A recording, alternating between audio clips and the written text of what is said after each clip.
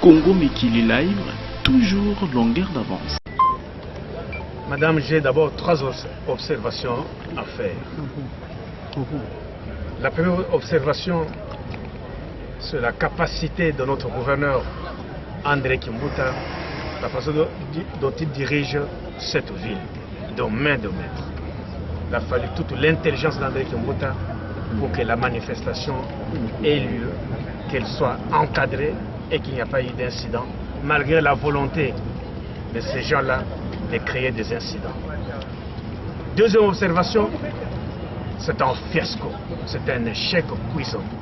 Ceux qui étaient là, ils ont vécu, il y avait peut-être 1000, 2000 personnes. Troisième observation que je voudrais faire. Nous sommes en démocratie, c'est vrai.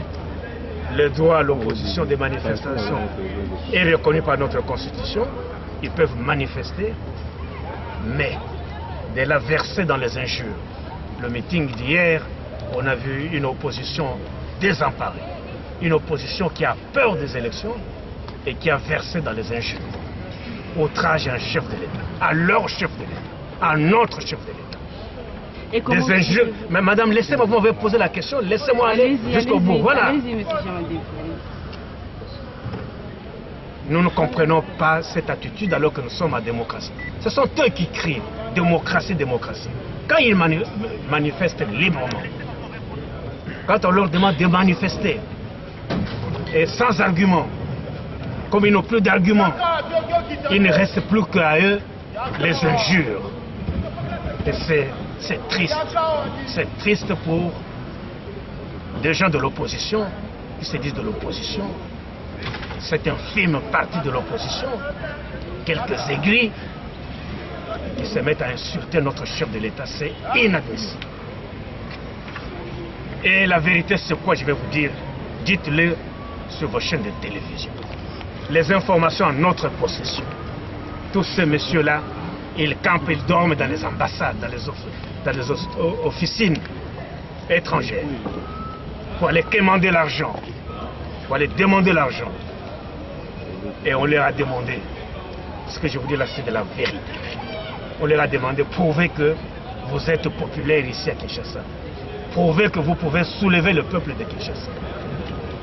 Prouvez que vous pouvez créer des incidents à Kinshasa. C'est ça le fond du problème. Ça vient d'une ambassade. Ce sont les informations que nous avons. Prouvez que vous êtes populaire, que vous pouvez soulever la population de Kinshasa. Et c'est là pourquoi nous revenons au vrai problème, le projet de la balkanisation de notre pays. C'est ça.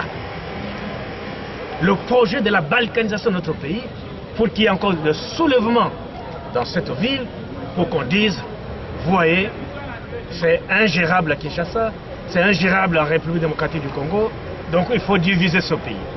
Et vous avez entendu de la bouche de ces opposants donner l'exemple, nous allons être comme en Centrafrique. Vous savez ce qui se passe en Centrafrique? Ou bien en Libye? Qui est ce Quinois? Qui est cette Quinoise qui peut accepter que demain, que nous puissions être comme Centrafrique, les gens en train de s'entretuer? En Libye, où tout à fait la déstabilisation. La vérité, c'est que Joseph Kabila a amené la stabilité dans notre pays.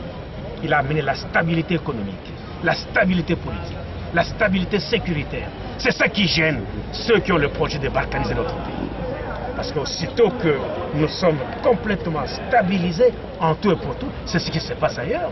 Ça ne fait pas plaisir à nos ennemis qui utilisent malheureusement, qui utilisent justement nos compatriotes que vous appelez de l'opposition pour pouvoir s'aimer le désordre de la vie de Kinshasa. Qu'ils le sachent. Congo Mikili Live, toujours longueur d'avance.